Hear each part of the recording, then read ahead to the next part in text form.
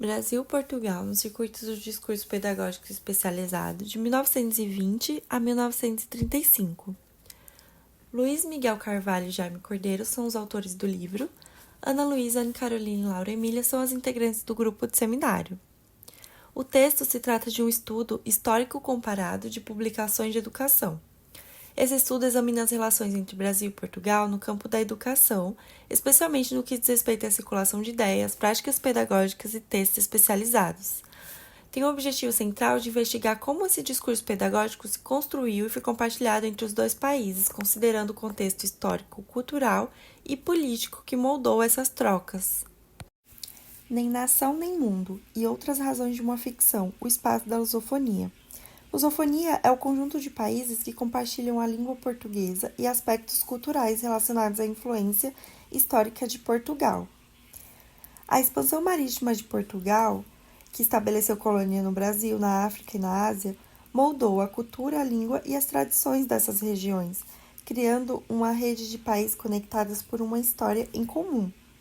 Os autores destacam que, em 1838, pelo Instituto Histórico e Geográfico Brasileiro, no governo imperial, e dando continuidade durante o projeto modernista no século XX, houveram trabalhos de rejeição da história do Brasil marcada pelas referências a Portugal antes da independência.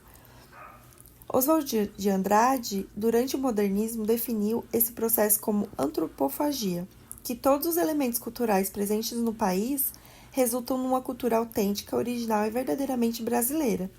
O manifesto defendia que, em vez de rejeitar a cultura estrangeira, a proposta era assimilar suas influências e dar a elas um novo sentido no contexto brasileiro, criando algo único e não submisso. O estudo do caderno investiga como as ideias pedagógicas circularam entre Brasil e Portugal desde o século XIX, focando no impacto das reformas educacionais e das trocas intelectuais entre educadores e instituições dos dois países. Explora como o Brasil adotou e adaptou modelos pedagógicos de Portugal e de outros países europeus, e Portugal também importou práticas e ideias desenvolvidas no Brasil, especialmente nas primeiras décadas do século XX. Estruturação e circulação do discurso educacional especializado, refletindo sobre as perspectivas da difusão e da recepção de modelos de educação. Nesse capítulo, os autores analisam os modelos de educação, destacando como esses discursos são produzidos por especialistas e instituições, e como circulam em diferentes esferas, como escolas, governos e organizações internacionais.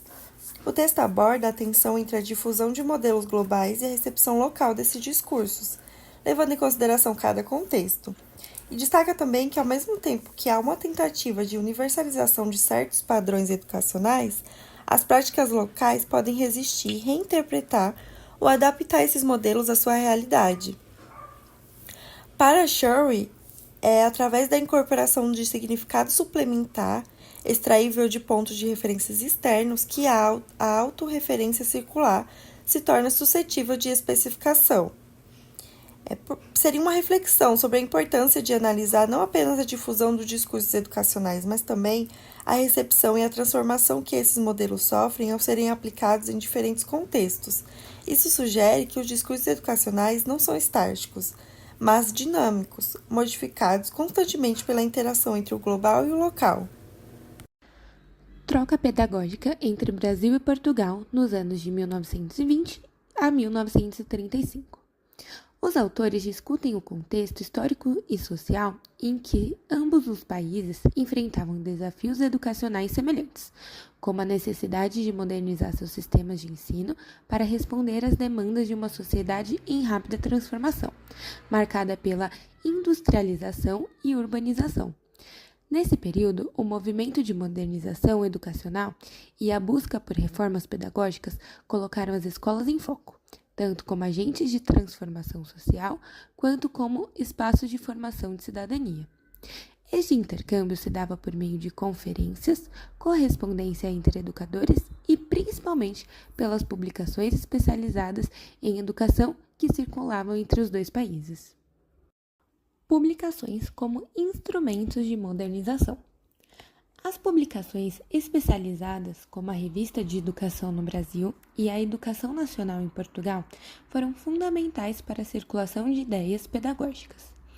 Essas publicações eram acessadas por um público amplo, que incluía professores, diretores de escolas, supervisores educacionais, políticos, pais e intelectuais interessados na modernização do sistema educacional. Os autores destacam que essas revistas ajudaram a consolidar um ideário reformista, compartilhado entre educadores dos dois países, ainda que os contextos locais exigissem adaptações diferentes das propostas.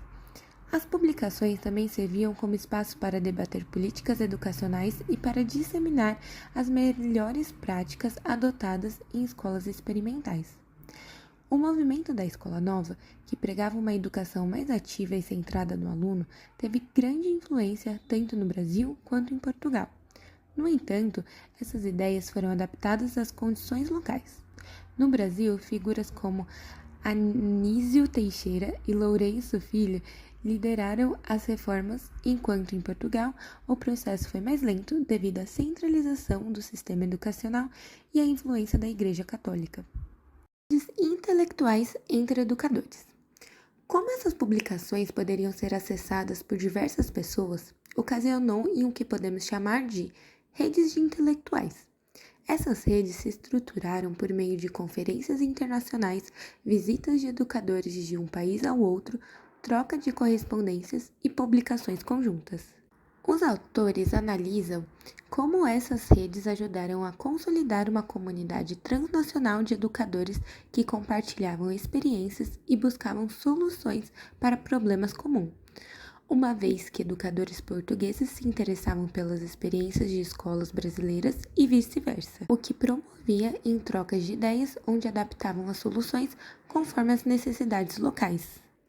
Além disso, a presença de intelectuais de ambos os países em fóruns internacionais, como os congressos de educação, realizados em diferentes partes do mundo, contribuiu para que as ideias pedagógicas circulassem de forma mais ampla. As publicações como fontes históricas. Os autores destacam a importância das publicações pedagógicas como fontes valiosas para o estudo da história da educação. Elas não são apenas documentos que registram as ideias e práticas da época, mas também revelam as tensões, os debates e os conflitos que permeavam o campo educacional. Essas publicações servem como testemunho de como os educadores lidavam com as mudanças sociais e políticas de suas épocas, e como eles buscavam formas de moldar a educação para responder a essas mudanças. Além disso, os artigos e ensaios publicados nas revistas educativas frequentemente refletiam as posições políticas e ideológicas dos seus autores. Em resumo, os autores veem nessas revistas uma ferramenta fundamental para a articulação do discurso pedagógico especializado e emerge como verdadeiros veículos de difusão desses discursos, que ao mesmo tempo em que se inspiravam em ideias internacionais, buscava responder às necessidades locais de Brasil e Portugal. Entre os referentes da revista Educação estudada pelos autores, revela-se que a maioria das citações provém de educadores e psicólogos, enquanto a participação da sociologia e das ciências sociais é muito pequena, evidenciando a forte influência da psicologia no campo educacional, nacional e internacional. Nota-se também uma grande dispersão nas citações. Muitos autores são mencionados apenas uma vez, enquanto alguns poucos, ligados à Escola Nova, são citados com mais frequência. Entre os mais referenciados, destaca-se os nomes como Dewey e Freud, além de importantes autores brasileiros como Lourenço Filho e Antônio de Sampaio Dória, que tiveram um papel crucial na direção do sistema escolar paulista e na própria revista. A análise também mostrou que em São Paulo muitas referências retêm o esforço do Estado para se afirmar como um modelo educacional nacional.